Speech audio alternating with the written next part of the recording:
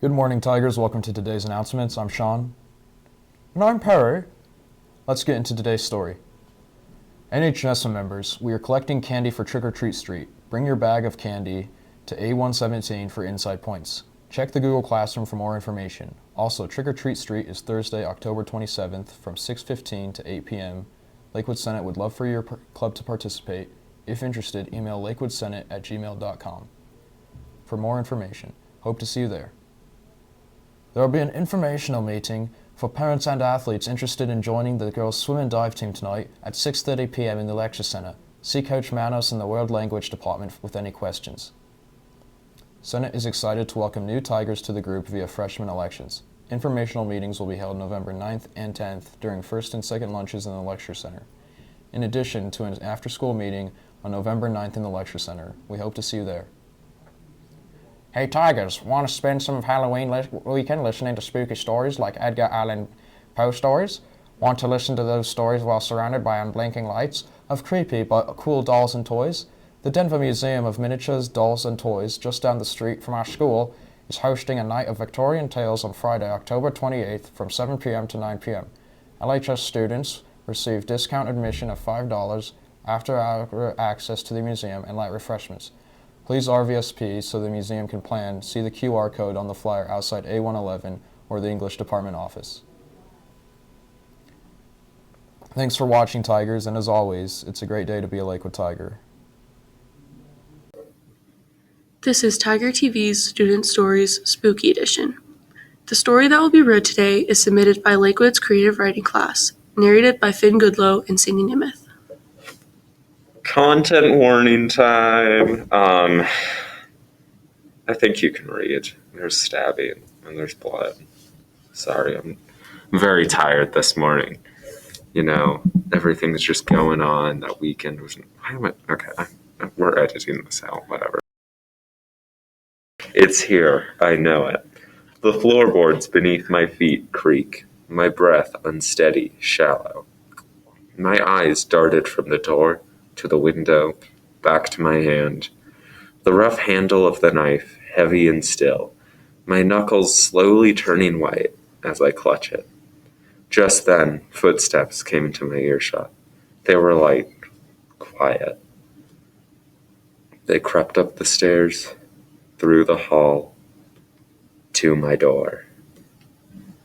I can't recall when or how, but somehow it got in.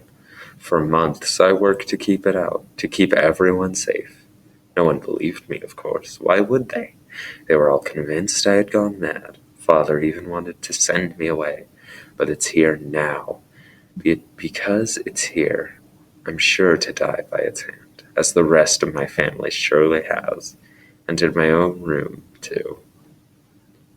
Quickly glancing around my eye is caught by a trickle of light coming from the window. It gave a soft glow to my surroundings, my bed in the opposite corner, my nightstand, a picture of my brother and sister barely visible. Everything almost feels unreal. If only they had given me a chance, I could have prepared better. I could have saved them all. Why? Why? Why didn't they let me do anything? Why didn't they believe me? Was this really that hard to believe? Jane, are you there? The voice was low. If there had even been the slightest of sound, it would have been impossible to hear. Jane, you're scaring us. Can you come out? I sat there, still in the corner of my room. It was trying to trick me, trying to make me open the door, to make me come out, and with that voice. My blood runs cold. My eyes are now fixed on the door. It became hard to breathe, my lungs burning as I fight for breath. I stay quiet. Jane, please. Slowly, I stood. I can't stay in this room forever, and it's not about to leave. My only choice is to fight. Clenching the knife, my hand goes numb. I move forward, each step on the floorboards louder than the last. As I came to the door, I could hear its breathing from beyond my walls. Slowly, I reach for the knob and turn it. The hinges let out a scream as it opened. I was careful to move with the door, making sure by the time it was completely open, I was safely hidden behind it. The floorboards creak. Jane, it's dark. Where are you? Jane!